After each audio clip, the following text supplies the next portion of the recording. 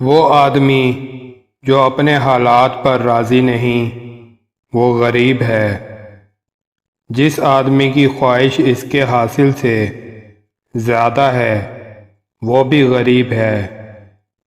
جس آدمی کو مزید کی ضرورت ہے وہ بھی غریب ہے۔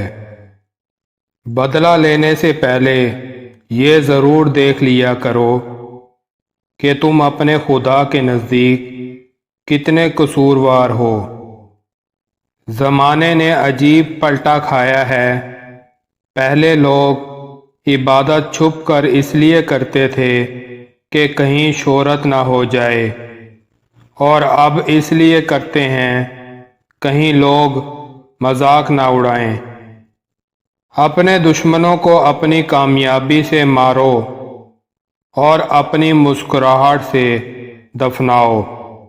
آہستہ آہستہ ترقی کرنے سے مت گھبراؤ، بلکہ بت کی طرح کھڑے رہنے سے ڈرو۔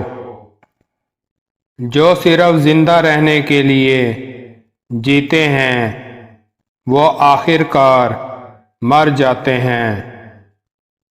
لفظ مختصر تب ہوتے ہیں جب سوچ گہری ہو جائے۔ اگر آپ نے اپنی موت آسان کرنی ہے تو دوسروں کی زندگی آسان کر دو۔ اپنی بے عزتی کا جواب اتنی عزت سے دیں کہ سامنے والا شرمندہ ہو جائے۔ جس نے رب کے لیے جھکنا سیکھ لیا وہی علم والا ہے، کیونکہ علم کی پہچان عاجزی ہے اور جاہل کی پہچان تکبر ہے۔ جس انسان کو سال بھر میں کوئی تکلیف کوئی رنج نہ پہنچے تو وہ جان لے کہ مجھ سے میرا رب ناراض ہو گیا۔ اچھے لوگوں کو آزمانے کی کوشش نہ کرنا، کیونکہ اچھے لوگوں کی مثال ہیرے جیسی ہے۔ جب تم انہیں ٹھوکر مارو گے تو وہ ٹوٹیں گے نہیں، لیکن پھسل کر تمہاری زندگی سے دور چلے جائیں گے۔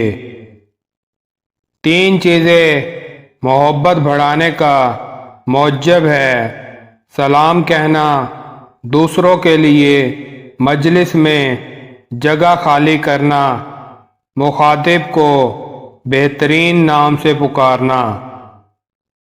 آپ کا ایک لفظ زخم بھی لگا سکتا ہے اور مرہم بھی بن سکتا ہے۔ اختیار آپ کے پاس ہے۔ کچھ لوگ خطوں کی طرح ہوتے ہیں کہ جنہیں بار بار پڑھ کر بھی دل نہیں بھرتا۔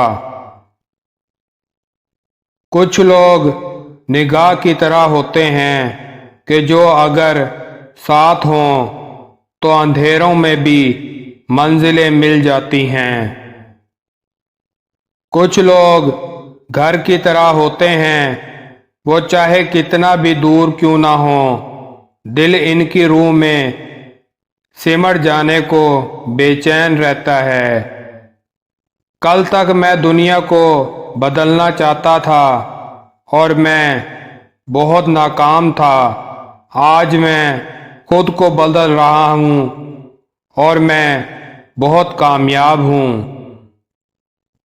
موجودہ وقت کی جو قدر کرے گا وہی کامیابی کو پا لے گا۔